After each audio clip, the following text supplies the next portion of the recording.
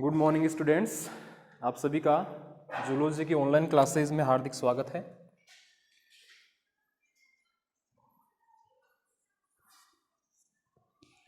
Previous class में अपन ने protein synthesis का टॉपिक स्टार्ट कर लिया था, जिसमें अपन ने ये जाना था कि जो प्रोटीन होते हैं वह एमिनो एसिड्स के पॉलीमर जिन्हें बोलते हैं बहुलक होते हैं।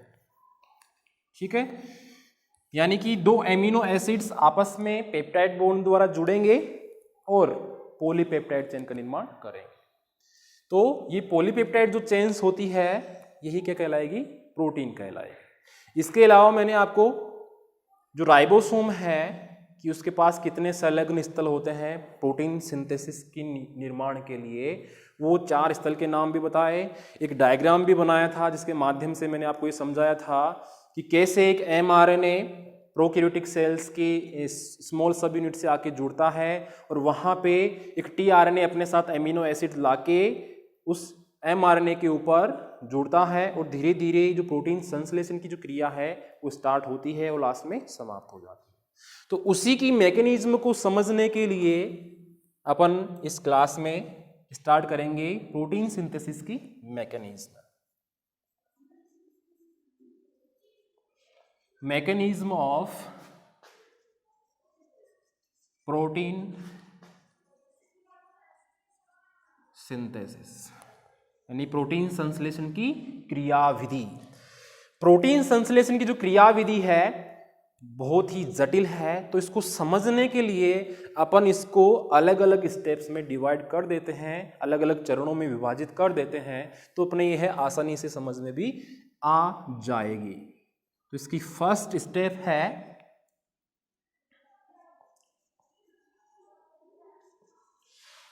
Transcription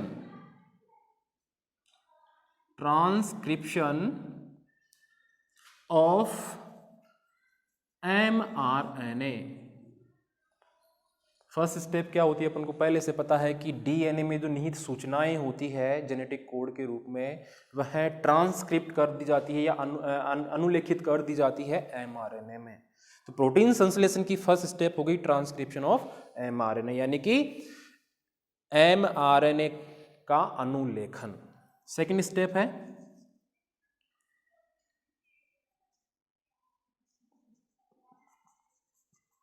activation of amino acids, यानी एक तरफ तो चल रही है mRNA ट्रांसक्रिप्ट की रिएक्शन, उसी टाइम चल रही दूसरी तरफ साइटोप्लाज्म में एमिनो एसिड को एक्टिव करने की क्रिया। तो सेकंड स्टेप ये हो गई। इन सभी स्टेप्स को अपन आसानी से धीरे धीरे एक एक लेकर समझेंगे। अभी तो मैं ओनली आपको इन स्टेप्स के नाम बता रहा हूं, ठीक है। थर्ड स्टेप आएगी attachment of amino acids to tRNA, यानी कि जब एमिनो एसिड जो निष्क्रिय अवस्था में पड़े हुए थे साइटोप्लाज्म में, अब वो सक्रिय हो गए तो किसके साथ जुड़ेंगे? tRNA के साथ, क्योंकि tRNA क्या काम करता है? ट्रांसफर करने का। इसका नाम ही है ट्रांसफर, तो शॉर्ट में लिख दिया है tRNA। नाम क्या है पूरा इसका? ट्रांसफर RNA, यानी किसका ट्रांसफर करता है? ये एमिनो एसिड्स का। तो सेकेंड स्टेप में जो एमिनो एसिड सक्रिय होंगे वो tRNA के साथ जुड़ जाएंगे और ये जो tRNA है इन सक्रिय एमिनो एसिड्स को प्रोटीन संश्लेषण वाले स्थल पर ले जाके छोड़ देगा, जो अपन आगे समझेंगे। अभी तो स्टेप्स का नाम लिख लेते हैं। फिर फोर्थ स्टेप है जिसे बोलते हैं अनुवादन, हिंदी में, इंग्लिश में ट्रांसलेशन, ये बोलते हैं ट्रांसलेशन, और ट्रांसक्रिप्शन को अनुलेखन, ट्रांसलेशन को अनुवादन। ये 4 स्टेप कंप्लीट। फिर फिफ्थ स्टेप आती है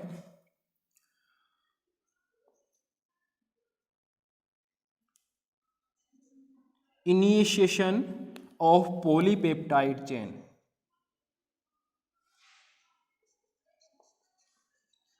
ऑफ पेप्टाइड चेन। इनिशिएशन का मतलब होता है समारंभन, यानी कि जैसे ही प्रोटीन बनना स्टार्ट, अब प्रोटीन एमआरएनए से प्रोटीन बनेगा तो अनुवादन कहते हैं, उससे अपन को पता है। एमआरएनए से प्रोटीन बनना अनुवादन या ट्रांसलेशन कहलाता है। यानी कि अमीनो एसिड्स आते जाएंगे, उनके बीच पेप्टाइड बॉन्ड बनते जाएंगे और ये अनुवादन की क्रिया चलती रहेगी। तो उसी को अपन या प्रोटीन बनने की क्रिया को ही अपन क्या बोलेंगे, समारंभन होना या इनिशिएशन होना किसका, पॉलीपेप्टाइड चेन का। तो फिफ्थ स्टेप ये हो गई। अब जैसे ही पॉलीपेप्टाइड बनना स्टार्ट होगी तो उसका फिर दीर्घीकरण होगा, यानी वो चेन लंबी होगी। लंबी होने को क्या बोलेंगे, उस स्टेप को अपन elongation. Elongation of polypeptide chain. यहां पे इलोंगेशन का मैंने मतलब बताया है दीर्घीकरण। दीर्घीकरण यानी जो पॉलीपेप्टाइड चेन बनना स्टार्ट हुई है वो धीरे धीरे लंबी होती जाएगी, जिसे बोलेंगे इलोंगेशन होना या दीर्घीकरण या बड़ा होना। फिर अगली स्टेप है, अपन ने जेनेटिक कोड पढ़े थे, उनकी विशेषताएं पढ़ी थी। तो उनमें लास्ट जो विशेषता थी वो थी समापन कोडोन, UAA, UAG और UGA। तो वो समापन कोडोन जब वांछित प्रकार की पॉलीपेप्टाइड चेन अपना आकार प्राप्त कर लेगी तो लास्ट में समापन कोडोन वहां पे जाएंगे और उस चेन को बनना बंद कर देंगे। तो लास्ट वो स्टेप क्या कहलाएगी, टर्मिनेशन। तो उन समापन कोडोन को क्या बोल रहे थे अपन, termination codon. Termination of polypeptide chain, यहाँ पे टर्मिनेशन का मतलब है समापन से, यानी कि पॉलीपेप्टाइड श्रृंखला का समापन। अगर हिंदी में आप लिखना चाहो तो क्या लिखोगे, पॉलीपेप्टाइड श्रृंखला का समापन। इसमें क्या लिखोगे, पॉलीपेप्टाइड श्रृंखला का दीर्घीकरण। इसमें क्या लिखोगे, पॉलीपेप्टाइड श्रृंखला का समारंभन। ये अनुवादन हो ही गया। और यह अटैचमेंट ऑफ अमीनो एसिड, यानी कि सक्रिय अमीनो एसिड्स का टीआरएनए के साथ संलग्न होना। अगर आप हिंदी में भी लिखना चाहो तो आसानी से लिख सकते हो, मैंने बता दिया है। लास्ट स्टेप, जैसे ही यहाँ पे पॉलीपेप्टाइड श्रृंखला बनना रुक जाएगी समापन कोडोन के माध्यम से, तो एक लास्ट स्टेप आती है प्रोसेसिंग ऑफ पॉलीपेप्टाइड चेन, यानी कि जहाँ पे उस प्रोटीन की जरूरत है वहाँ पे वो प्रोटीन चला जाएगा, जिसे बोलेंगे प्रोसेसिंग होना, संसाधन होना। प्रोसेसिंग ऑफ पॉलीपेप्टाइड चेन, यहाँ पे प्रोसेसिंग का मतलब है संसाधन से, यानी कि अपन को पता है कि अपनी बॉडी में मोस्टली जो पार्ट्स है वो प्रोटीन से मिलकर बने हुए हैं। तो जहाँ पे जिस प्रोटीन की जरूरत है वहाँ पे ये लास्ट 7 स्टेप में प्रोटीन बन चुका है, पॉलीपेप्टाइड अब बन चुकी है, ठीक है। अब जहाँ पे इसकी जरूरत है वो लास्ट स्टेप में वहाँ पे चला जाएगा। जैसे मेरे नेल्स में जरूरत है, नाखूनों में जरूरत है उस प्रोटीन की, तो ट्रांसफर होके यहाँ पे आ जाएगा, ठीक है। तो इन 8 स्टेप में अपन प्रोटीन संश्लेषण की क्रिया को आसानी से समझ सकते हैं। अब अपन को इनकी व्याख्या करनी है। वैसे तो मैंने नॉर्मल तो कर दी है, अब डीपली व्याख्या करते हैं अपन। ट्रांसक्रिप्शन ऑफ mRNA, यानी अपन को पता है, पहले अपन पढ़ चुके हैं ट्रांसक्रिप्शन या अनुलेखन, अपन ने पहले पढ़ चुके हैं बहुत ही डीपली से। यानी कि DNA से mRNA का बनना क्या कहलाता है, ट्रांसक्रिप्शन या अनुलेखन कहलाता है, अपन को पहले से पता है। यानी कि डीएनए में जो आनुवांशिक सूचनाएं होती है, आनुवांशिक सूचनाएं जो किसके रूप में होती है, जेनेटिक कोड, ये mRNA में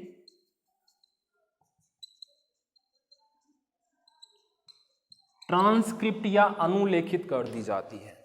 इस रिएक्शन में क्या हुआ, फर्स्ट स्टेप में जो डीएनए में आनुवांशिक सूचनाएं थी जेनेटिक कोड के रूप में, वह अनुलेखित कर दी गई mRNA में। तो यहां पे फर्स्ट स्टेप कंप्लीट, यानी कि डीएनए से mRNA बन गया, उसे अनुलेखित या अनुलेखन या ट्रांसक्रिप्शन कहते हैं। फिर चलते हैं सेकंड स्टेप में, एक्टिवेशन ऑफ अमीनो एसिड्स। यानी कि ये कोई सेल है, ये इसका केंद्रक है। अब अपन जानते हैं कि केंद्रक के अंदर डीएनए भी है, आरएनए भी है, दोनों न्यूक्लिक एसिड है। तो अपन जानते हैं कि जो एमिनो एसिड है या अमीनो अम्ल है वो कोशिका के कोशिका द्रव में अक्रिय अवस्था में पाए जाते हैं, सक्रिय नहीं होते पहले। जब इनकी जरूरत होती है तभी इन्हें सक्रिय बनाया जाता है, एक्टिव बनाया जाता है। तो इसमें अपन ये बताएंगे कि सेल के साइटोप्लाज्म में एमिनो एसिड्स निष्क्रिय अवस्था में पाए जाते हैं। प्रोटीन के निर्माणकारी पदार्थ क्या होते हैं? एमिनो एसिड्स ही होते हैं, यानी एमिनो एसिड्स आपस में मिलकर प्रोटीन बनाते हैं। तो इन एमिनो एसिड्स को सक्रिय करने की जो क्रिया होती है उसे ही कहेंगे अपन एक्टिवेशन ऑफ एमिनो एसिड्स, यानी कि अमीनो अम्लों का सक्रियन या सक्रिय होना। ठीक है, अब ये कैसे सक्रिय होंगे? तो इस सक्रियन क्रिया में एटीपी, प्रीवियस क्लास में मैंने ये बताया था कि किस किस कंपोनेंट्स की जरूरत होती है, तो वहां पे मैंने एटीपी और जीटीपी का भी एग्जांपल लिया था। अब प्रीवियस क्लास देखना तो ये चीज वहां पे आपको समझ में आ जाएगी। तो अमीनो एसिड्स को सक्रिय करने के लिए एटीपी द्वारा एक सक्रियक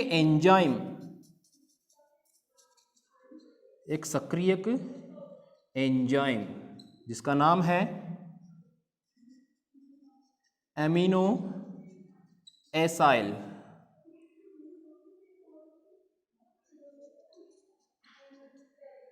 सिंथेटेज, एमिनो एसाइल सिंथेटेज, ये एक सक्रियक एंजाइम है जो एटीपी की उपस्थिति में एमिनो एसिड्स को निष्क्रिय अवस्था से सक्रिय अवस्था में लाता है। क्या नाम है उसका? Amino acyl synthetase. इसका अपन को ध्यान रखना है, ठीक है, जो इस क्रिया में महत्वपूर्ण भूमिका निभाता है।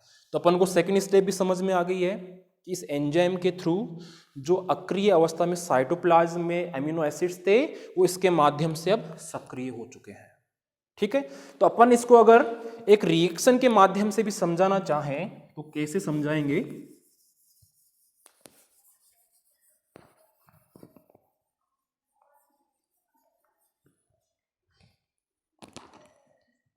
यहां पे एक रिएक्शन बना रहा हूं मैं।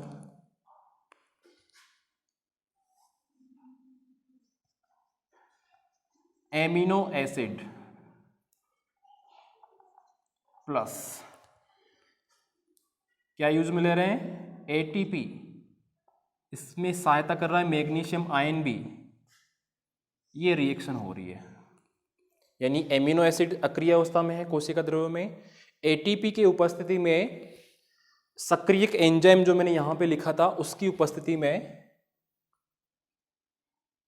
ये एमिनो एसिड सक्रिय होंगे। तो अपन इसको क्या लिखेंगे? एमिनो एसाइल एएमपी, क्योंकि एक इसमें फॉस्फेट ग्रुप निकल गया तो एएमपी का मतलब है एडिनोसिन मोनोफॉस्फेट। एक होता है एडीपी, जो प्रीवियस क्लास में मैंने आपको बताया होगा, एडिनोसिन डाइफॉस्फेट। एक इसमें फॉस्फेट ग्रुप निकलते ही किस में कन्वर्ट हो जाएगा? एएमपी में। एम का मतलब है मोनो से, यहाँ पे डी का मतलब था डाई से, तो यह है एडिनोसिन मोनोफॉस्फेट। तो क्या बना? Amino acyl AMP enzyme complex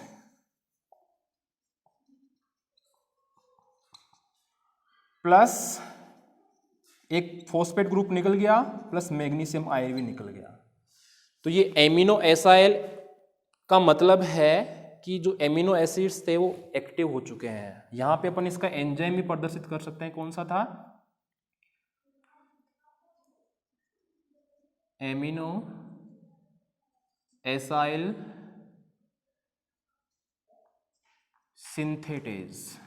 ये लो, तो इस रिएक्शन को अपन इस सेकंड स्टेप में प्रदर्शित कर सकते हैं। तो अगला एग्जामिनर भी कॉपी चेक करेगा तो उसको देख के समझ लेगा कि हाँ इस बंदे को या बंदी को ये चीज आती है, क्योंकि यहाँ पे अपन ने इसकी थ्योरी में ये लिखा है कि साइटोप्लाज्म में जो एमिनो एसिड्स हैं वो अक्रिय अवस्था में होते हैं, लेकिन जब एटीपी द्वारा सक्रियक एंजाइम एमिनो एसिड सिंथेटेज की उपस्थिति में जब रिएक्शन होती है तो एमिनो एसिड जो अक्रिय थे वो सक्रिय होकर अब सक्रिय हो जाते हैं इस एंजाइम की उपस्थिति में और एक कॉम्प्लेक्स बना लेते हैं, इसे बोलते हैं amino acyl AMP enzyme complex. इस रिएक्शन में एक फॉस्फेट ग्रुप निकल गया और एक मैग्नीशियम आयन निकल गया जो यहाँ पे यूज में आ रहे थे।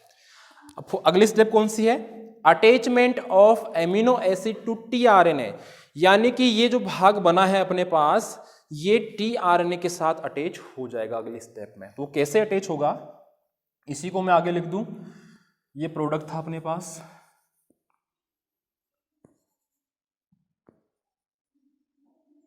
Amino acid acyl AMP enzyme complex, ठीक है, प्लस ये टीआरएनए। इस स्टेप में amino attachment of amino acid of to tRNA, इसमें एक तो एएमपी निकल जाएगा लास्ट में और ये एंजाइम, एएमपी निकल गया और एंजाइम निकल गया तो बचे क्या? एमिनो एसाइल यानी एक्टिवेटेड एमिनो एसिड बचे और टीआरएनए बचे। तो अपनी स्टेप ही यही थी कि एक्टिवेटेड जो एमिनो एसिड्स थे उसको टीआरएनए से जोड़ना। देखो एमिनो एसाइल ये इसके साथ टीआरएनए जुड़ गया, प्लस निकला क्या? एक तो एडिनोसिन मोनोफॉस्फेट निकल गया प्लस एक ये एंजाइम जो था ये भी निकल गया। ये लो जी अपने पास जो चाहिए था वो मिल गया अपन को। एक्टिवेटेड अमीनो एसिड जिसे बोल रहे हैं एमिनो एसाइल, ये टीआरएनए के साथ जुड़ चुका है। अब ये टीआरएनए इस सक्रिय हुए एमिनो एसिड्स को कहाँ पे लेके जाएगा? जहाँ पे प्रोटीन संश्लेषण की क्रिया होनी है। कहाँ पे होनी है? राइबोसोम की स्मॉल सब यूनिट। अगर प्रोकैरियोटिक सेल की बात हो रही है तो प्रोकैरियोटिक सेल में 70S टाइप के राइबोसोम पाए जाते हैं। 70S राइबोसोम में 2 सब यूनिट्स होती है, एक तो 50S और एक 30S, ठीक है। तो यह टीआरएनए कहाँ जाएंगे? इस एमिनो एसिड को लेके इस 30S सब यूनिट के ऊपर जहां पर एमआरएनए पहले से मौजूद है। तो टीआरएनए के पास अपन को पता है कि एंटीकोडोन आर्म होती है एक नीचे की तरफ, उस एंटीकोडोन के आधार पर यहाँ पे एमआरएनए होगा 30S सब यूनिट पे, तो यहाँ पे उस कोडोन को पहचान कर टीआरएनए वहाँ पे जुड़ जाएगा और धीरे धीरे अमीनो एसिड को यहाँ पे लाया, छोड़ के बाहर निकल गया। तो पिछली क्लास में मैंने इनकी जो साइट्स बताई थी, जैसे एक्सेप्टर साइट पे आएंगे और एग्जिट साइट से निकल जाएंगे। तो आप प्रीवियस क्लास देखोगे तो ये चीज़ आपको वहाँ पे क्लियर हो जाएगी। तो अपन ने थर्ड स्टेप की इसकी कंप्लीट कर ली है, attachment of amino acid to tRNA. यहाँ पे एमिनो एसिड जो है एक्टिवेटेड है वो टीआरएनए से अब जुड़ चुका है। क्लियर है यहाँ तक? अब चलते हैं फोर्थ स्टेप में, अनुवादन, यानी कि एमआरएनए से प्रोटीन का बनना अनुवादन कहलाता है। ये अपन को पहले से पता है। अब ये होता कैसे है उसको समझेंगे अपन डिटेल में।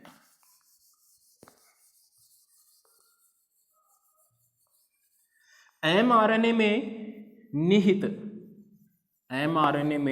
निहित न्यूक्लियोटाइड्स के अनुक्रम के अनुरूप एमआरएनए में क्या है?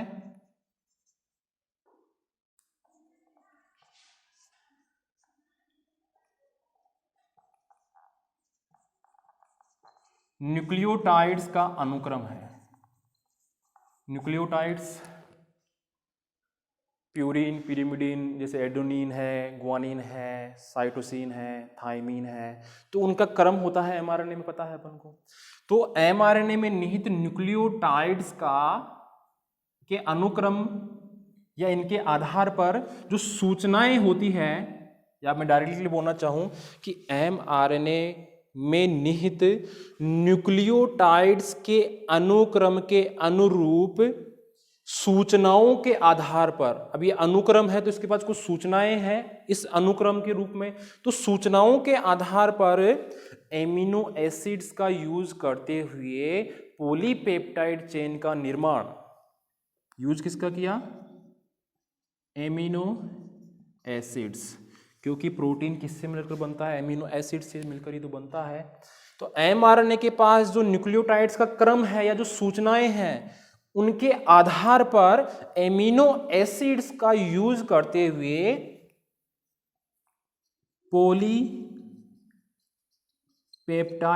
चेन का निर्माण अर्थात प्रोटीन संश्लेषण की क्रिया अनुवादन कहलाती है। इससे पहले मैंने आपको डायरेक्टली बता दिया था कि एमआरएनए से प्रोटीन बनना अनुवादन या ट्रांसलेशन कहलाता है।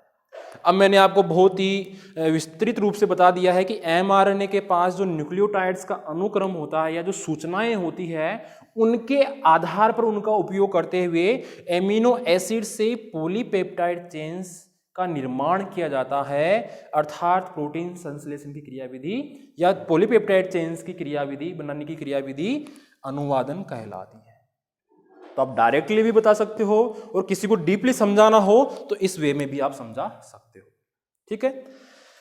और अगर दूसरी डेफिनेशन बताना चाहे इसकी, तो इस क्रिया में यानी कि ट्रांसलेशन की क्रिया में एमआरएनए में निहित प्रोटीन संश्लेषण या प्रोटीन सिंथेसिस से संबंधित जो जेनेटिक कोड होते हैं, उन्हें जेनेटिक कोड ही बोलते हैं अपन। जो जेनेटिक कोड या जो संकेत होते हैं उन्हें सबसे पहले पढ़ा जाएगा और उन कोड के आधार पर या संकेत के आधार पर एमिनो एसिड्स के बीच पेप्टाइड बॉन्ड बनाते हुए पॉलीपेप्टाइड चेन का निर्माण कर लिया जाता है। यही अनुवादन है। यानी कि एमआरएनए के पास क्या है? प्रोटीन संश्लेषण से संबंधित आनुवांशिक सूचनाओं के रूप में जेनेटिक कोड या संकेत ही है, यानी जो कोडोन है उनके आधार पर ही एमिनो एसिड्स को जोड़ जोड़कर पॉलीपेप्टाइड चेन्स बनाते हैं या बना ली जाती है। अब इस पॉलीपेप्टाइड चेन बनने को ही अपन क्या बोलेंगे? अनुवादन। क्योंकि एमआरएनए से प्रोटीन बनना क्या कहलाता है? अनुवादन या ट्रांसलेशन। तो ये फोर्थ स्टेप भी कंप्लीट। यानी कि अब एमिनो एसिड्स आपस में पेप्टाइड बॉन्ड बनाना स्टार्ट कर चुके हैं। तो इस क्या बोलेंगे इस रिएक्शन को आगे अपन? पॉलीपेप्टाइड श्रृंखला का समारंभन, यानी पॉलीपेप्टाइड चेन अब बनना स्टार्ट हो गई है। एक एमिनो एसिड आया, दूसरा एमिनो एसिड आया, इसके साथ पेप्टाइड बॉन्ड बना के जुड़ गया, तीसरा आया, पेप्टाइड बॉन्ड बनाया, जुड़ गया। तो धीरे धीरे एक लंबी सी चेन बन जाएगी। तो आरंभ हुई, फिर इसका दीर्घीकरण हुआ, यानी मेरे यहां से स्टार्ट हुई और वहां तक बनती चली गई, तो इसका दीर्घीकरण हो गया, जिसे बोलते हैं इलोंगेशन, ठीक है। फिर कुछ ऐसे कोडोन आएंगे जब ये क्रिया रुक जाएगी, क्योंकि जितनी जरूरत होती है पॉलीपेप्टाइड चेन की, यानी जितना प्रोटीन बनाना है तो उस हद तक बनेगा और वहां पे फिर समापन कोडोन चले जाएंगे। कोई सा भी चला गया, जैसे UAA चला गया, UAG चला गया, UGA चला गया, तो उस चेन को ये टर्मिनेट कर देते हैं, वहीं पे समाप्त कर देते हैं, और फिर जहां पे इसकी जरूरत होगी वहां पे इसको प्रोसेस कर दिया जाएगा। क्लियर है? तो इन 8 स्टेप में अपन आसानी से प्रोटीन संश्लेषण की जो मैकेनिज्म है या जो क्रियाविधि है उसको समझ सकते हैं। अगर ये क्वेश्चन अपने फाइनल एग्जाम में 6 नंबर का क्वेश्चन आता भी है, तो अगर अपन को ये 8 की 8 स्टेप के नाम याद है तो आपके 6 नंबर कोई नहीं रोक सकता, क्योंकि अपन को ये डिटेल में पता है सब। अपन ये रिएक्शन भी बताएंगे जो अपन ने यहाँ पे लिखी है, और इनकी थोड़ी डिटेल भी लिखेंगे, तो आसानी से अपन 6 नंबर कवर कर सकते हैं। कोई इसमें हार्ड या कठिनाई वाला टॉपिक नहीं लग रहा मेरे को, क्योंकि ये चीजें अपनी पहले भी क्लियर हो चुकी है। तो इस तरह से आपका आज प्रोटीन संश्लेषण का जो टॉपिक था वो कंप्लीट हो चुका है। इससे जो नेक्स्ट टॉपिक होगा अपना वो है सेल इन रिप्रोडक्शन। उसका थोड़ा सा मैं इंट्रो दे देता हूं ताकि अगली जो क्लास होगी अपनी उसमें डायरेक्ट वो टॉपिक स्टार्ट कर दें। अपने पास टाइम कम है, इसलिए आपका सिलेबस थोड़ा जल्दी खींचने की कोशिश कर रहे हैं। तो आपका भी दायित्व यही बनता है कि आप भी थोड़ा साथ दें। नेक्स्ट टॉपिक रहेगा अपना सेल इन रिप्रोडक्शन। इसे हिंदी में बोलना चाहे तो अपन प्रजनन में कोशिका। आपने एक वैज्ञानिक का नाम सुना होगा, रुडोल्फ विर्चोव।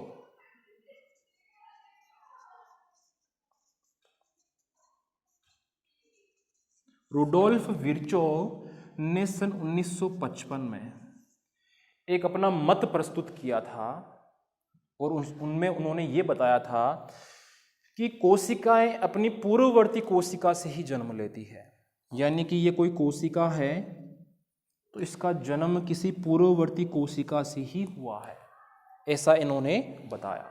और उन्होंने एक मत दिया था जिसे अपन जानते हैं, आपने भी सुना होगा, ओमनिस सेलुला एसेलुला। कई जगह आपने ये भी पढ़ा होगा, ओमिन सेलुली एसेलुला। गूगल पे सर्च करोगे तो आपको यही मिलेगा, ओमनिस सेलुला एसेलुला। और कहीं बुक्स में आपको लिखा हुआ मिलेगा ओमनिस सेलुली एसेलुला। बात एक ही है, every cell comes from a cell. क्या मतलब है इसका? Every cell comes from a cell, यानी प्रत्येक कोशिका एक कोशिका से ही जन्म लेती है। जैसा कि मैंने आपको बताया, ये कोई कोशिका है तो इसका जन्म भी किसी कोशिका से ही हुआ है। तो ऐसा इन रुडोल्फ विर्चोव ने सन 1955 में अपने द्वारा प्रस्तुत किए हुए मत में बताया था। अब जो सेल इन रिप्रोडक्शन यानी प्रजनन में जो कोशिका भाग लेगी, रिप्रोडक्शन में जो कोशिका भाग लेगी, उसका अध्ययन अपन दो अवस्थाओं में करते हैं, एक तो इंटरफेज न्यूक्लियस और एक माइटोसिस।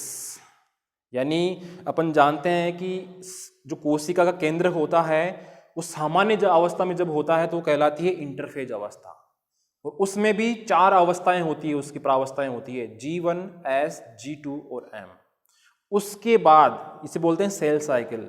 इसके बाद फिर सेल विभाजन में प्रवेश करती है, जिनकी अपन विस्तार पूर्वक चर्चा करेंगे नेक्स्ट क्लास में। धन्यवाद।